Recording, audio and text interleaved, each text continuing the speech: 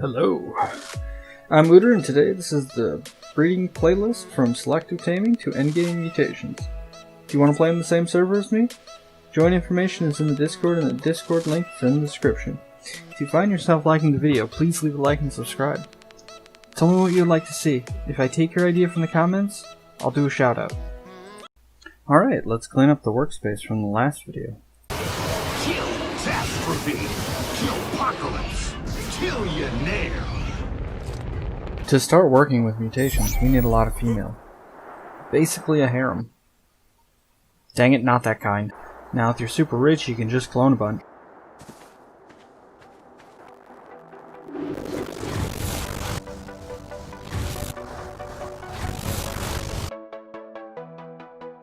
If you're not rich, you're just gonna have to breed for them.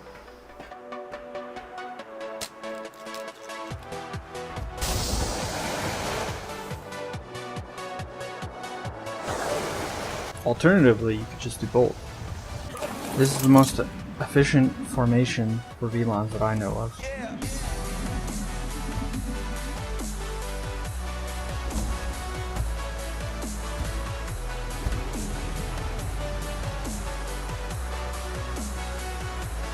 Positioning them is a little bit tricky.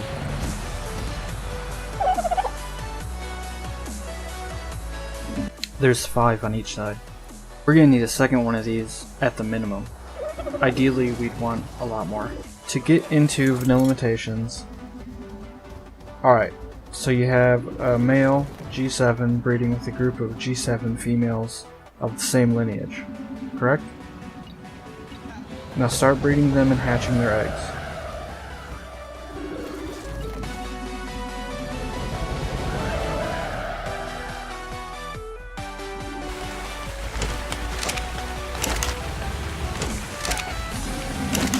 For the G7 lineage, the males and females are both 308 and their babies come out as male or female 308.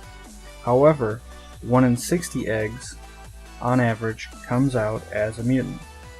Now, that can be just a color mutation, or a mutation of +2 levels on to any stat.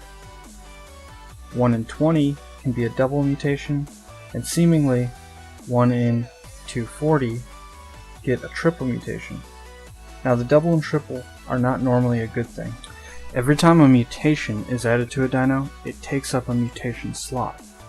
There's 40 slots total, 20 from the father and 20 from the mother. Or patrilineal side, meaning father side, or matrilineal side, meaning mother side. So this is how many slots it can take. One mutation would bump up +2 levels to any one stat, and it would make it a 310. 2 would make it a 312, and it would give 2 random +2 stats. So it wouldn't just be all +4 to one stat. That would be very rare, on top of the very rare phenomenon, which is double stat. So that's very unlikely. So you'll end up getting it in things that you don't want, wasting that slot. And that's why a double mutation or a triple mutation could be worse. And a triple mutation gives it +2 or +3 random +2 to any stat, or 6 total. So it could be food, weight, melee, or melee, oxygen, health. You don't know. But also, you can get a color mutation where it's a mutant, but it didn't gain any levels. So it's always wise to check, even if it's only a 308.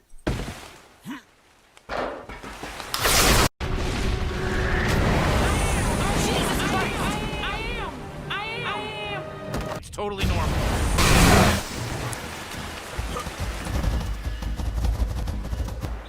If you don't have S+, for the mutator, I'd suggest you just directly discard female mutants. Only use male mutants, because it's too difficult to transfer them over in a reasonable time. As you can see, only one mutation slot was used to create this G7M1. And with one mutation and one slot, that's perfect.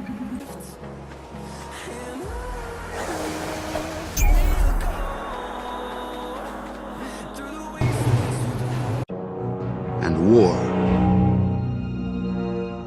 War never changes. That was weird. Let's just clean this up. Let's go over some basic rules. Number 1, breeding 2 mutants together will end a mutation cycle. So a G7M1 male plus a G7H3 female, that can equal a G7M1H3, but you wouldn't be able to continue after that. Because of a thing called mutation slots, a G7M1 plus a G7 is 1 in 4 eggs to a G7M1, but a G7M1 plus a G7H3, while it could equal a G7M1H3, but it would take 1 in 10 eggs.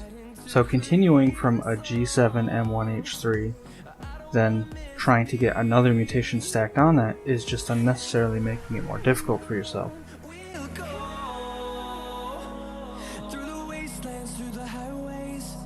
So because of that, you want to mutate singular stats together, then combine them in the end ideally. Like a G7H20 plus a G7M20 equals a G7H20M20 in about 1 in 10 eggs. Hey, wait, but what if I get a G7H10 and clone it and make it have sex with the clone? Would that give me a G7H20? No. It would just get you a 100% chance G7H10 with messed up mutation slots, so you wouldn't be able to continue any lineages with it for mutations. But it is good for a quick growing an army. Rule number 2. To continue a lineage, breed a male with a G7 female only, meaning only breed dinos of the same base lineage together. Only breed the would-be mutant or current mutant with the base G7 females. Example: a G7 male with 20 G7 females.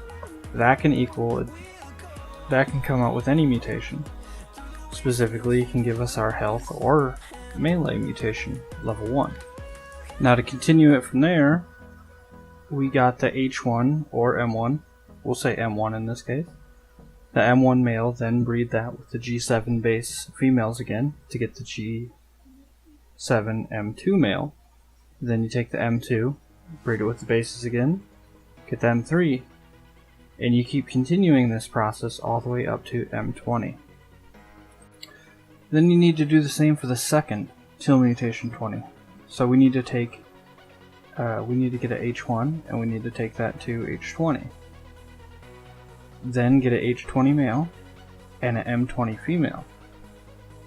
Breed those two together to get a chance at a final super mutant or H20 M20 VLONs. Now for S+, the mutator is a little different. Let me show you.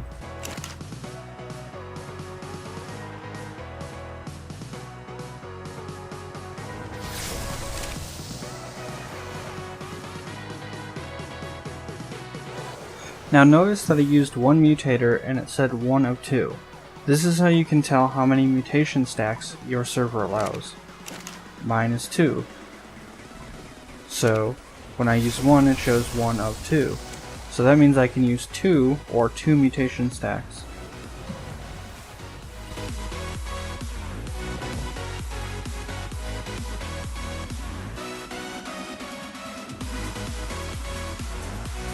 Now notice that the vanilla has +2 melee for a M1, and it uses 1 mutation slot. Now the S+ double stacked VLON has +4 melee, but only uses a single mutation slot. So obviously, S+ mutations, as long as you're stacking more than 1, is always going to be better. And not only that, but you get a guaranteed mutation every single time you use the mutator. Here's how I like to deal with all the excess babies.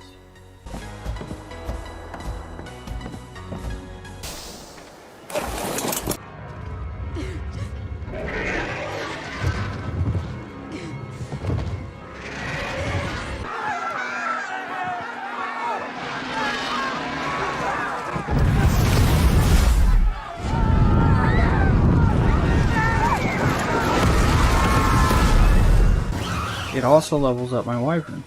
Hey, if you liked the video, please like and subscribe. Want a specific video?